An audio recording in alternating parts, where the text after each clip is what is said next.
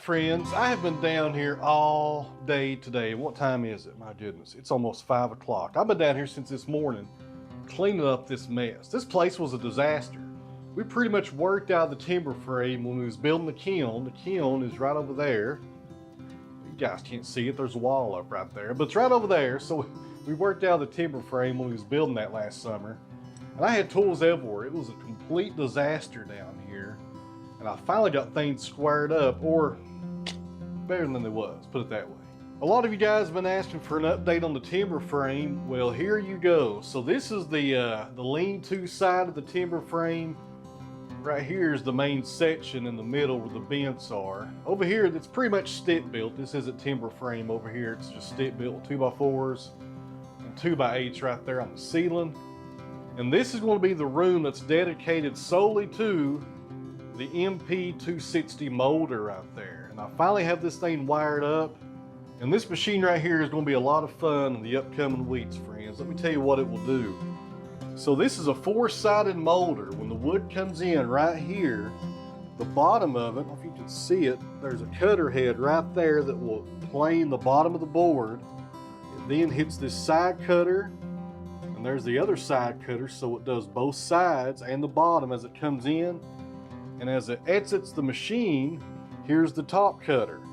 So it can plane all 4 sides of your lumber. This is some walnut that I ran a few weeks ago just when I was testing it out. And it does a really good job. It does all 4 sides. And not only will this machine do S4S, and that means surfaced all 4 sides. S4S. It will also do tongue and groove flooring. It'll do, gosh, shiplap, log cabin siding, all kinds of different profiles, crown molding. It'll do all kinds of stuff. Let's say you got an old house that you're trying to renovate and it's got some old moldings up in the ceiling and you can't really find those anymore.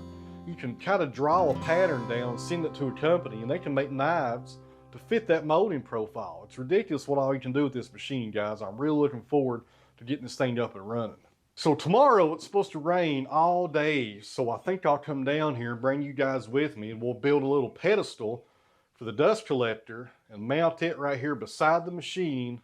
And I also have some 8-inch pipe and we'll probably shoot the dust out the wall over here. That's probably gonna be the best method of getting rid of it. I think I'll bat the dump trailer over there and just dump it right in the dump trailer instead of fooling with any kind of bads or filters. So back to the shop here, right there you can see the 8-inch pipe. We'll be using that for the dust collection. And guys, let me tell you a little secret. If you're on Facebook Marketplace or Craigslist or a yard sale or a estate sale or wherever, and you see these filing cabinets like this, buy them every time, guys. You talk about a great investment. This one right here was $60, and it's better than a tool cabinet in my opinion. I got 4 of these. And this one right here I found about a month ago on Facebook Marketplace. And these guys are just extremely handy. They don't make these anymore that I'm aware of. And you can get them cheap. Nice little drawers right there. This thing was $40 on Facebook Marketplace. And once the shop is finished, I'm going to use these drawers for all my molding knives to be stored in. These things are handy. I got several of these also. I'll buy these all day, guys, all day. You can't have enough organization like that. And these are better than modern day toolboxes in my opinion. That's my opinion. I'm sticking to it. So you can argue with me down in the comments below. But I'm telling you guys, these things are fantastic. And this is just an old filing cabinet. I take out all the hangers in there so you got more room. Can't beat it. So right after Christmas, we're going to be framing in this other section over here that you can see all the water out there. That's 14 by 30. We're going to be doing stick-built walls, and my metal came in the other day for it, so we're ready to go. I just got to saw it some sheathing. But that's next on the agenda for the timber frame, is pretty much just boxing it in, or getting everything under roof, rather, that's on the concrete. And then we'll box it in and finish up the wiring.